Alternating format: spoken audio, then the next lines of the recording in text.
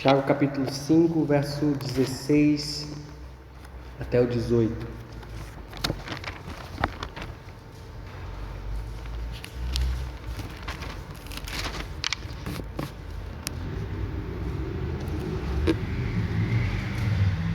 Como nós temos estudado, o pecado ele é uma coisa muito séria. Ele causa em nós uma fraqueza espiritual que pode levar até mesmo à doença física. Alguém disse a seguinte frase: o pecado primeiramente galanteia, depois mata. O pecado mata aqueles que ele trai. O pecado primeiramente galanteia e depois mata. O pecado mata aqueles a quem ele trai. Os versos 16 a 18, nós encontramos Tiago falando ainda sobre pecado. Ele está falando sobre como o pecado afeta a nossa vida, como ele afeta a nossa vida cristã. Esses versos ele está oferecendo para nós, continua oferecendo a nós um direcionamento sobre como lidar com o pecado na nossa vida. Tiago capítulo 5, verso 16, ele diz assim: confessai, pois, os vossos pecados uns aos outros e orai uns pelos outros para serdes curados. Muito pode, por sua eficácia, a súplica do justo. Elias era homem semelhante a nós, sujeito aos mesmos sentimentos, e orou com instância para que não chovesse sobre a terra. E por 3 anos e 6 meses não choveu. E orou de novo, e o céu deu chuva, e a terra fez germinar os seus frutos. Oremos. Deus, gostaria de, neste momento, clamar a Ti, através de Jesus Cristo, para que este sermão possa tocar no coração daqueles que estão brincando com o pecado. Oro, Deus, para que este sermão possa servir de instrução e direcionamento, possa servir como um apelo, Deus, para aquelas pessoas que brincam com o pecado e estão sendo mortas por ele, estão fracas espiritualmente porque brincam, escondem e ocultam seus pecados no lugar de confessar.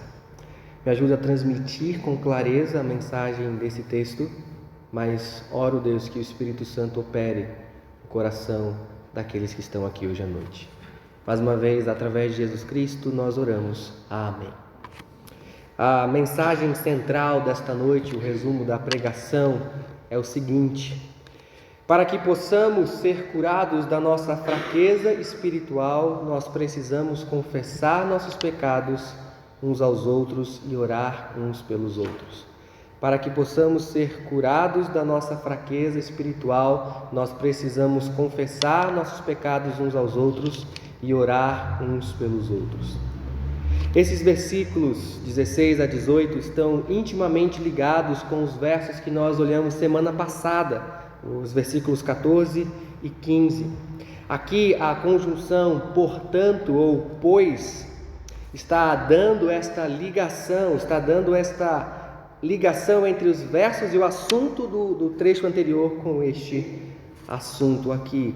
Tiago ele está falando, como eu mencionei semana passada, sobre pessoas que estão espiritualmente fracas, espiritualmente doentes, pessoas que estão fracas na fé, pessoas que talvez estão sofrendo consequências físicas por isso. Como eu mencionei para os irmãos semana passada, quando você lê o verso 14 e Tiago fala sobre estar alguém entre vós doente, ao meu ver, não é uma simples doença física que ele tem em mente aqui. Eu expliquei para os irmãos semana passada. Eu acredito que ele está falando principalmente sobre o pecado que causou essa doença. É uma fraqueza física, pode ser, mas principalmente uma fraqueza espiritual. Nesses versos anteriores, 14 e 15, Tiago mostrou que a pessoa que se encontra nessa condição fraca, ela precisa clamar por ajuda. Ela precisa clamar e buscar ajuda na liderança da igreja. Ele disse: se você está doente, espiritualmente fraco, chame os pastores para que eles façam oração sobre você. Agora, nos versos 16 a 18, Tiago vai mostrar mais uma maneira, mais um meio pelo qual nós lidamos com nossas fraquezas espirituais. Mais uma maneira sobre como nós lidamos com os pecados que afetam e destroem nossa vida espiritual, até mesmo vida física. Tiago diz que a primeira maneira como nós podemos ser curados desta letargia, desta preguiça, desta fraqueza espiritual é confessando nossos pecados. A confissão de pecados é uma das maneiras como nós lidamos com a fraqueza. Em primeiro lugar, então, para sermos curados da nossa fraqueza espiritual, nós precisamos confessar nossos pecados uns aos outros. Ele dá uma ordem no verso 16, mais uma vez ele usa o imperativo: confessai vossos pecados uns aos outros. É comum, muito comum na carta de Tiago, ele usar ordens, ele usar o imperativo para mostrar que não é uma opção, não é uma sugestão, é um dever, é uma ordem. Ainda pela gramática, nós poderíamos sugerir que essa confissão não é uma vez na vida e ponto final, é uma confissão contínua dos pecados, porque nós pecamos constantemente, nós não vivemos um dia sequer sem pecar. Então a confissão deve ser contínua, constante. Mas o que significa de fato confessar nossos pecados uns aos outros? O verbo confessar, ele tem o sentido básico de concordar. Então nós poderíamos entender que confessar aqui tem essa ideia, primeira ideia, de você concordar com Deus. Concordar com aquilo que Deus diz na sua palavra. Concordar que aquilo que você fez é pecado. Aquilo que você fez é errado. 1 João capítulo 1, verso 9, um verso clássico sobre confissão de pecados. João estabelece uma condição: se nós confessarmos nossos pecados, Ele perdoa. Mas existe a condição: Ele só perdoa mediante confissão. Ele só perdoa quando você admite: eu pequei, eu fiz isso, isso e isso. A Bíblia chama isso de quê? De fornicação. Então Deus me perdoe porque eu concordo com o Senhor, eu forniquei. A Bíblia chama isso de pornografia. Deus me perdoe, eu vi pornografia. Confessar os pecados é concordar com Deus. Além disso, este verbo também envolve não apenas concordar mentalmente com Deus, mas se refere, melhor dizendo, a um reconhecimento verbal dos nossos próprios pecados. Não é só concordar com Deus no coração, mas é confessar através de palavras, através de uma oração. Por exemplo, João Batista, nos evangelhos, ele batizava pessoas que reconheciam seus pecados. Ele diz, Marcos capítulo 1, verso 5, iam ter com ele toda a província da Judéia, os habitantes de Jerusalém, e confessando os seus pecados, eram batizados por ele no Rio Jordão. Então eles publicamente falavam: nós somos pecadores, nós merecemos o inferno. Então, após confessar, João batizava. Em Atos capítulo 19, quando Paulo vai até a cidade de Éfeso, ele prega e depois pessoas se convertem, as pessoas creem em Cristo, elas voltam para a cidade denunciando seus pecados, confessando seus pecados na rua, publicamente. Atos capítulo 19, verso 18 diz que muitos dos que creram vieram confessando e denunciando publicamente as suas próprias obras. Então, confessar pecados envolve reconhecer, envolve concordar que o que você fez, o que você pensou, o que você falou é errado, é pecado. A gente precisa entender também, irmãos, que a igreja de Tiago estava enfrentando vários tipos de pecado em seu meio. Por exemplo, nós já falamos sobre isso, mas eles estavam correndo risco e possivelmente estavam fazendo falsos juramentos para se livrarem do sofrimento. Tiago capítulo 5, verso 12, Tiago fala assim: irmãos, não jureis, nem pelo céu nem pela terra.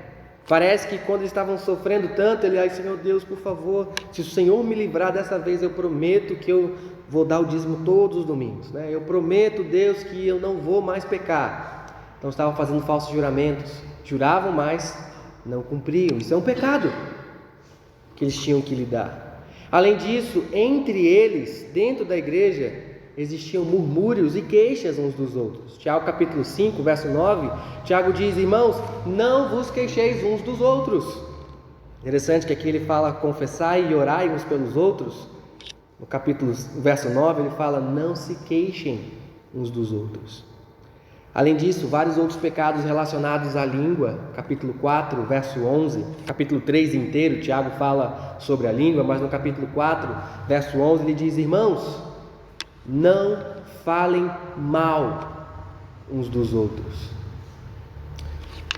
Existiam entre eles também brigas, desentendimentos, egoísmo, orgulho, mundanismo e várias outras coisas ruins. Capítulo 3, verso 14, ele fala: se vocês têm nos seus corações inveja amargurada e sentimento faccioso, Tiago diz: não se orgulhem disso. Capítulo 3, verso 16, ele fala: porque onde há inveja e sentimento faccioso, há também confusão e todo tipo de maldade, todo tipo de coisa ruim. Capítulo 4, verso 1, Tiago fala: de onde procedem as guerras e contendas entre vós? Dentro da igreja, guerras e contendas. E ele fala: não procedem dos seus prazeres que lutam na sua carne? Vocês cobiçam? Então tinha cobiça entre eles, mas vocês não têm nada. Vocês matam? Talvez não estavam matando fisicamente, mas dentro do coração estavam matando uns aos outros.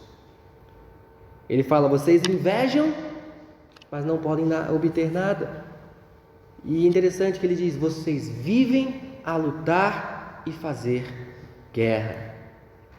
Vocês não recebem o que pedem, porque vocês pedem mal para gastar nos seus próprios prazeres. Olha o egoísmo aqui.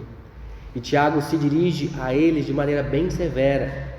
Ele diz: adúlteros e adúlteras, infiéis. Vocês não compreendem que a amizade com o mundo é inimiga de Deus? Todo que se constitui amigo do mundo torna-se inimigo de Deus. Eram pessoas que professavam fé em Cristo, mas viviam como se fossem pessoas do mundo. Vários pecados dentro daquela igreja, várias lutas e guerras entre eles.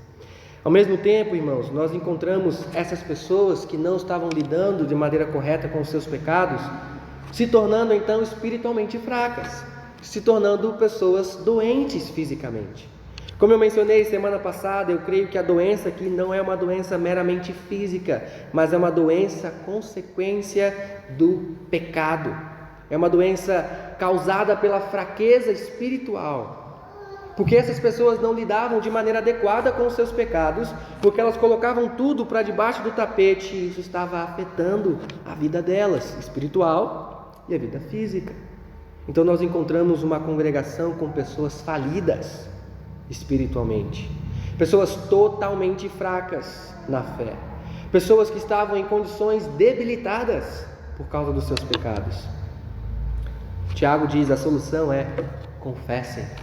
Concordem que vocês estão pecando. Concordem com Deus que o que vocês estão fazendo é errado. Mas para quem nós confessamos nossos pecados?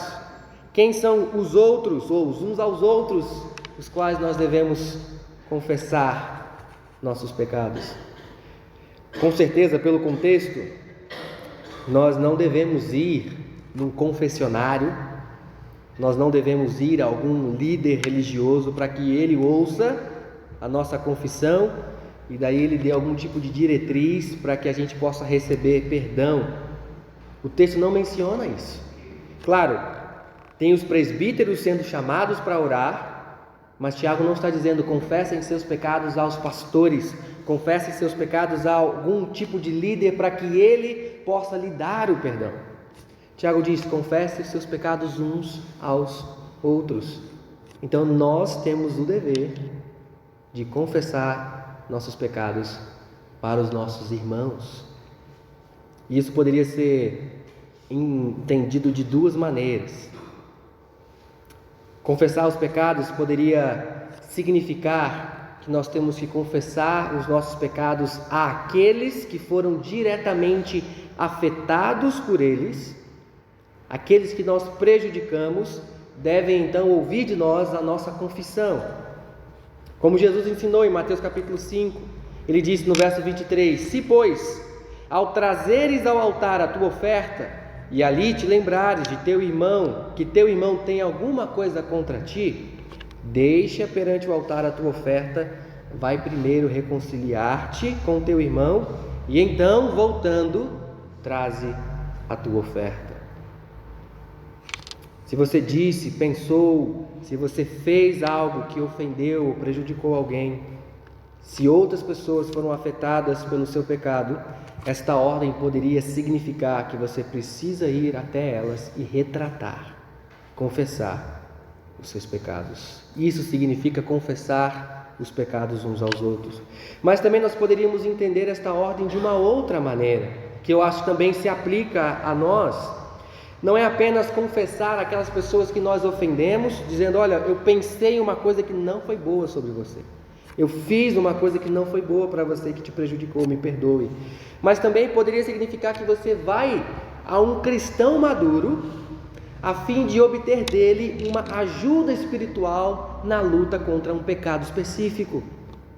Neste caso, então, você está compreendendo a sua fraqueza espiritual, você está compreendendo que o seu pecado não confessado está causando problemas na sua vida, você está percebendo que está fraco na fé, porque você não consegue vencer esse pecado, e então você vai até uma pessoa madura na fé e diz, olha, eu estou lutando contra a fofoca. Você poderia me ajudar? Você poderia, como ele vai instruir mais para frente, orar por mim? Você poderia me fornecer algum tipo de auxílio para lutar contra esse pecado? Qualquer outro pecado que você esteja lutando, confessar uns aos outros poderia incluir isso. Você ir até alguém pedindo ajuda, dizendo, eu faço isso, eu luto contra isso, e eu preciso de ajuda. Eu acredito que quando Tiago apresenta, além da necessidade de buscar a ajuda da liderança, buscar a ajuda de outros crentes aqui nesse verso, como eu disse nos versos anteriores, ele disse que você precisa chamar um líder espiritual, o pastor da igreja. Aqui ele está dizendo que para lutar contra a fraqueza, você precisa chamar e pedir oração ou confessar seus pecados a um crente maduro. Quando Tiago mostra isso para nós, fala sobre isso, ele está mostrando, irmãos, que a igreja é importante. Ele está mostrando para nós que na nossa luta contra o pecado, a igreja é importante. Se você buscar na Bíblia, existem mais de 20 mandamentos que estão ligados a esta expressão uns aos outros. Tiago usa essa expressão várias vezes na sua carta. Mais de 20, ou uns aos outros, ou a expressão mutuamente, também poderia ser incluída aqui.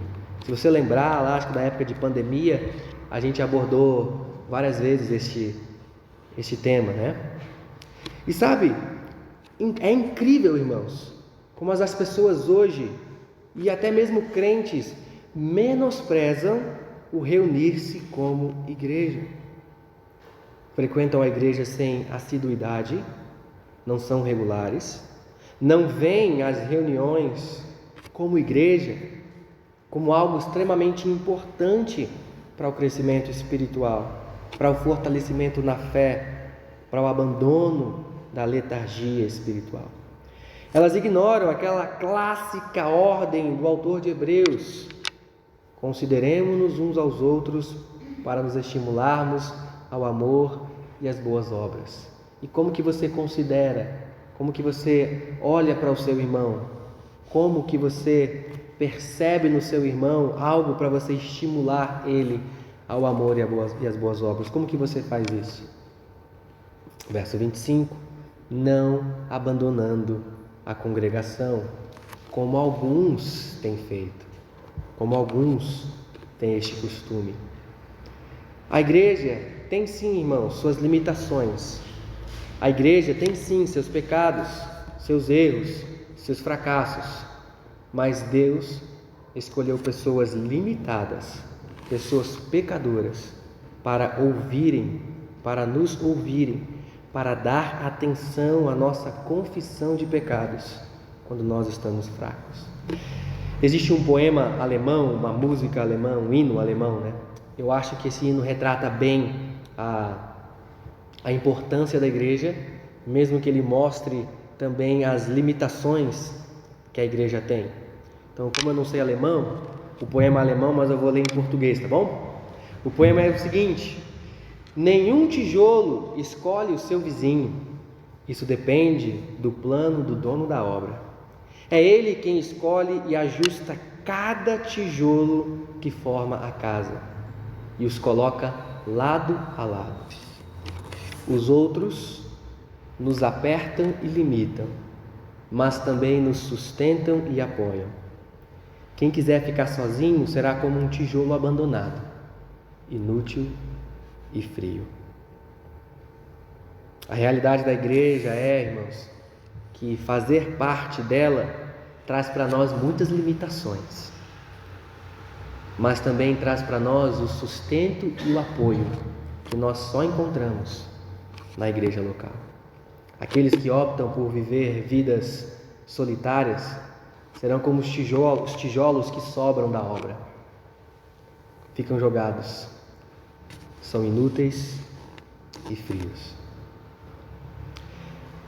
Tiago diz que nós precisamos confessar nossos pecados uns aos outros. Nós precisamos ir até aquelas pessoas que nós ofendemos e pedir perdão. Nós precisamos ir até pessoas maduras e dizer: eu preciso de ajuda, eu estou sofrendo, eu estou lutando contra este pecado. É isso que é confessar uns aos outros. Mas por que nós fazemos isso? Tiago diz, o propósito, ainda no verso 16, é para sermos curados. O propósito é a cura espiritual. Confessai, pois, os vossos pecados uns aos outros e orai uns pelos outros para seres curados.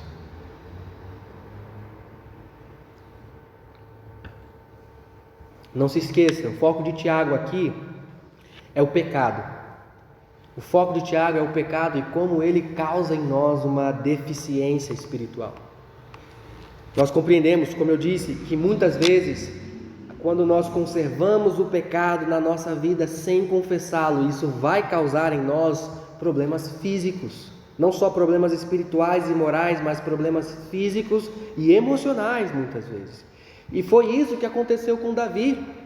Nós conhecemos bem a história dele, como ele adulterou com Batseba e ele tentou encobrir o seu pecado. E no Salmo 32, onde ele está confessando aquele pecado, ele diz, Salmo 32, verso 3: enquanto calei os meus pecados, ou seja, enquanto eu não fui até um crente maduro dizendo: eu preciso de ajuda, enquanto eu não fui até Deus, até as pessoas que eu ofendi, e eu disse: me perdoe, Davi diz: envelheceram os meus ossos pelos constantes gemidos todo dia. Sabe por quê que os ossos de Davi se envelheceram? Ele diz no verso 4: porque a tua mão, a mão de Deus, pesava dia e noite sobre mim. Ele diz: o meu vigor se tornou em sequidão, eu perdi as minhas forças. Os crentes da igreja de Corinto participavam da ceia do Senhor de maneira indigna, e Paulo diz: por que vocês pecam durante esse momento solene? Vocês estão fracos espiritualmente, vocês estão doentes fisicamente, vocês estão até morrendo. Paulo diz, 1 Coríntios capítulo 11: examine-se, pois, o homem a si mesmo, Porque quem come e bebe desse corpo sem discerni-lo, come e bebe juízo. E ele diz, olha, eis a razão, olha só o motivo. É por isso que entre vocês há pessoas fracas, pessoas doentes, e não são poucos os que dormem, os que estão morrendo. Tiago está em mente aqui, quando ele revela que confessando os nossos pecados nós seremos curados. Ele tem em mente, sim, uma cura física, caso alguém estivesse doente por causa do seu pecado, mas principalmente ele está focando na cura espiritual do seu pecado. Em Hebreus capítulo 12, o autor de Hebreus exorta os crentes a restabelecerem as suas forças por causa da sua fraqueza. Ele diz: restabelecei as mãos descaídas e os joelhos trôpegos, fazei caminhos retos para os pés, para que não se extravie o que é manco, antes seja curado. Talvez você está nessa mesma condição espiritual, as mãos descaídas, os joelhos trôpegos, os caminhos estão tortos, você está extraviado, você está desviando aos poucos do caminho de Deus. A solução é: confesse o seu pecado e seja curado. Muitas vezes na Bíblia nós encontramos a metáfora da doença para se referir ao pecado. A Bíblia chama o pecado muitas vezes de doença. 1 Pedro capítulo 2, verso 24, Pedro fala que Jesus, carregando Ele mesmo no seu corpo sobre o madeiro os nossos pecados, para que nós, mortos para os pecados, vivamos para a justiça. Ele diz: por suas feridas nós fomos sarados, curados. Então, aqueles crentes que se encontravam nessa condição de fraqueza, aqueles crentes que estavam espiritualmente doentes, letárgicos, à beira da morte espiritual, só poderiam obter cura e se levantarem dessa situação crítica quando eles confessassem seus pecados. Quando eles confessassem seus pecados. Irmãos, a promessa de Provérbios capítulo 28, verso 13, não é falsa. É uma promessa gloriosa. O que encobre as suas transgressões jamais prosperará, mas aquele que as confessa e deixa alcançará a misericórdia. Desta maneira, meus irmãos e minhas irmãs, eu encorajo você que está espiritualmente debilitado, espiritualmente fraco, a ir até aquela pessoa ofendida pelo seu pecado e confessá-lo, para que você seja curado. Guardar para si não trará cura. O desafio é: busque, vá até a pessoa que você ofendeu e confesse. Ao mesmo tempo, você que está percebendo sua fraqueza espiritual, sua luta contra um pecado pessoal e não consegue obter vitória, o desafio é o mesmo: busque ajuda. Irmão, irmã, eu preciso de ajuda, eu estou lutando com este pecado. É esta a dificuldade na minha vida, na minha família, no meu emprego, na minha vida pessoal. É este o pecado que eu luto. Eu preciso de ajuda. Como eu disse, Tiago tem declarado para nós a necessidade de confessar nossos pecados uns aos outros. Nós falamos que confessar envolve reconhecer verbalmente o que foi falado, pensado ou feito é pecado, segundo Deus diz que é pecado. Nós falamos que a igreja ela estava lutando com diversos tipos de pecado, estavam afetando a comunhão uns com os outros e também afetando a comunhão com Deus, e deste modo os crentes estavam se tornando fracos espiritualmente, estavam doentes, à beira da morte física e talvez espiritual. E Tiago soluciona esse problema ao dizer que eles precisavam confessar seus pecados uns aos outros para obter cura espiritual. Essa é a primeira maneira para obtermos cura: confessar nossos pecados. Ainda no verso 16, Tiago diz que a segunda maneira para obter cura espiritual para a nossa fraqueza é orar uns pelos outros. Orar uns pelos outros. Para sermos curados da nossa fraqueza espiritual, precisamos orar uns pelos outros. Confessai, pois, vossos pecados uns aos outros e orai uns pelos outros para serdes curados. Mais uma vez, Tiago está ordenando que os crentes orem uns pelos outros. E não é uma opção, mas é um mandamento, é um imperativo. E a Bíblia apresenta diversos versos e versículos sobre essa necessidade de orarmos uns pelos outros. Paulo orava pelas igrejas que ele fundou. Colossenses capítulo 1, verso 9, Paulo diz que desde o dia em que ouvimos, não cessamos de orar por vós. 2 Tessalonicenses capítulo 1, verso 11, ele diz: por isso também não cessamos de orar por vós, para que o nosso Deus nos torne dignos da sua vocação. Jesus ensinou uma parábola sobre o dever de orar sempre e nunca desvanecer, ou nunca desistir. Lucas capítulo 18, Jesus contou uma parábola sobre o dever de orar sempre e nunca esmorecer. Paulo tem o seu ensino clássico: orai sem cessar. Em outras passagens, nós não vemos apenas Paulo e pessoas dizendo que nós devemos orar, mas nós vemos pessoas dizendo: orem por mim, é o inverso, pessoas pedindo oração. 1 Tessalonicenses capítulo 5, verso 25, Paulo diz: irmãos, orai por nós. 2 Tessalonicenses capítulo 3, verso 1, Paulo diz: finalmente, irmãos, orai por nós, para que a palavra do Senhor se propague. Hebreus capítulo 13, verso 18, o autor de Hebreus diz: orai por nós, porque estamos persuadidos de termos boa consciência, desejando em todas as coisas viver condignamente. Nesse trecho que Tiago está nos mostrando aqui, nós somos mais uma vez instados sobre o dever de orar uns pelos outros, de lembrar nossos irmãos em oração, e especificamente orar irmãos que estão vivendo na letargia espiritual, na fraqueza, e irmãos debilitados espiritualmente. O nosso dever é orar por eles.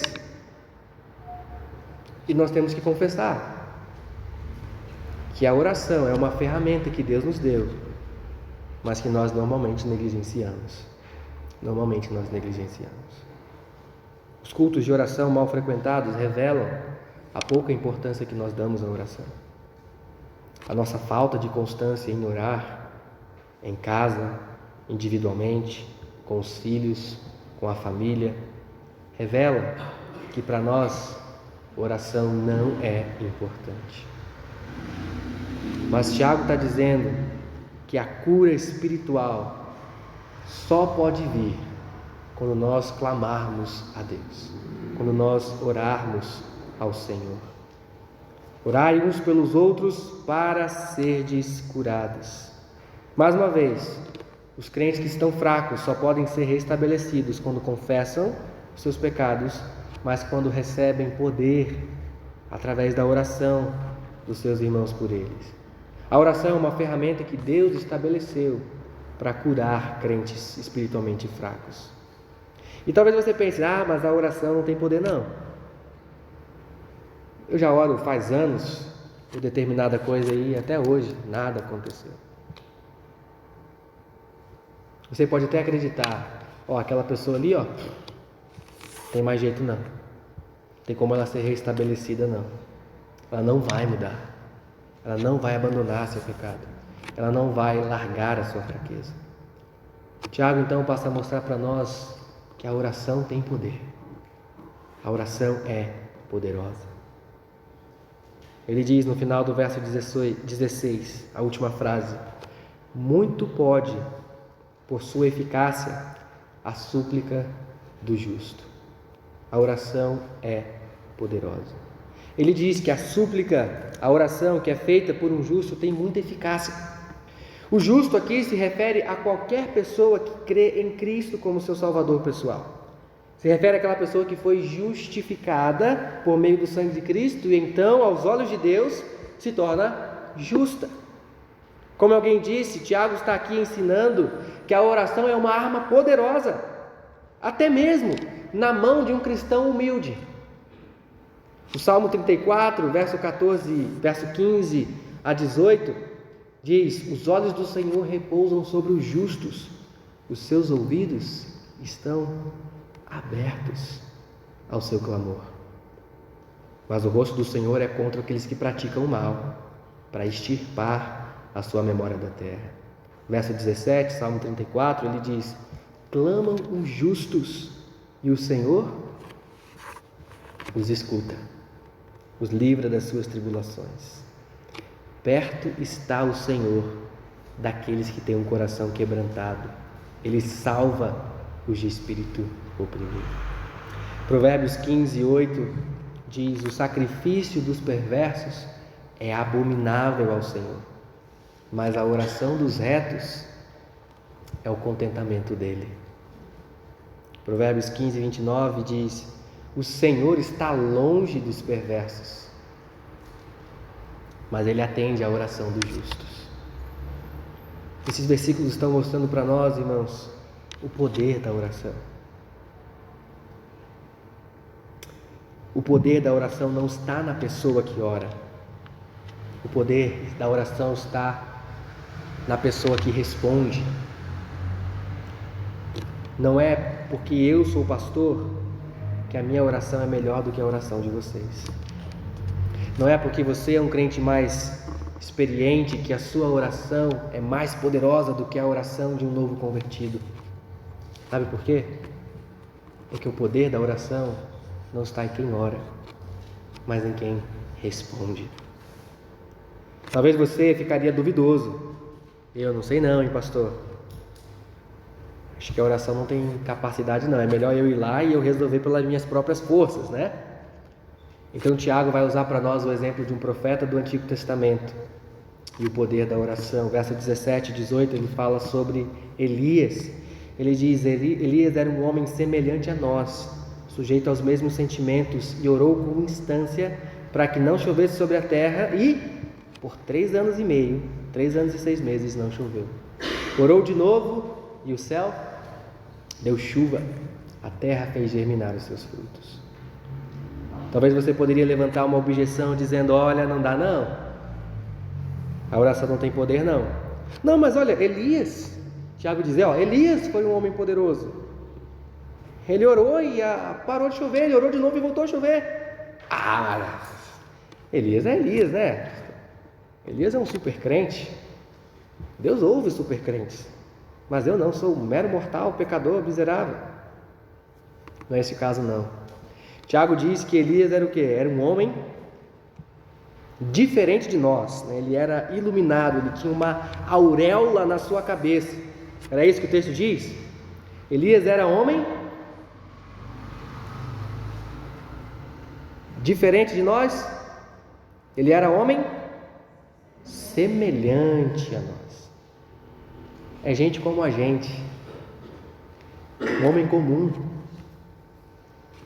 O mesmo Elias, irmãos, que foi até o Monte Carmelo desafiar os profetas de Baal, o mesmo Elias que montou um altar de pedras, colocou um sacrifício, fez valas ao redor e encheu de água, o mesmo Elias que clamou a Deus e Deus mandou fogo do céu, que queimou o sacrifício, queimou as pedras, queimou a água, consumiu tudo. Este mesmo Elias, homem extraordinário, foi no capítulo 19 de 1 Reis, foi o que fugiu da profetisa Jezabel, porque estava com medo de morrer. Foi o mesmo Elias que disse: Senhor, me mata, eu quero morrer. Como que pode? O homem orou, o negócio pegou fogo, e agora eu vou embora, ela vai me matar. Sabe por quê? Porque ele é gente como a gente. Nós somos assim também. Oramos e Deus responde, e depois nos tornamos pessoas que dizem: olha, a oração não tem poder. Tiago diz que mesmo Elias, sendo um homem como nós, sujeito às mesmas paixões, à mesma natureza, ele orou com insistência e Deus respondeu ele. E veja, o texto destaca que ele orou com insistência. Literalmente, o texto diz assim: Elias orou orando, ou Elias orando orou. Literalmente o texto diz isso. Ou seja, ele estava orando com insistência. E nós temos que confessar também que, além de negligenciarmos o poder da oração, nós muitas vezes não somos insistentes. A gente não consegue perseverar. A gente não consegue persistir na oração. A gente ora pela salvação de alguém. E dali a pouco, a gente não está mais orando. A gente ora para que Deus faça alguma coisa. E se passou 1, 2 semanas Deus não fez, a gente não ora mais. A gente não insiste. A gente não persevera. Insistentemente orando, Elias conseguiu fazer parar de chover. Elias conseguiu fazer voltar a chover. Isso mostra para nós que um homem comum, com a oração, uma arma poderosa na mão, é capaz de fazer coisas que pessoas sem orar nunca vão conseguir. Meu irmão e minha irmã, talvez você se ache nesta situação de fraqueza espiritual e você já se descartou. Você diz: eu não tenho mais jeito, eu não tenho mais solução.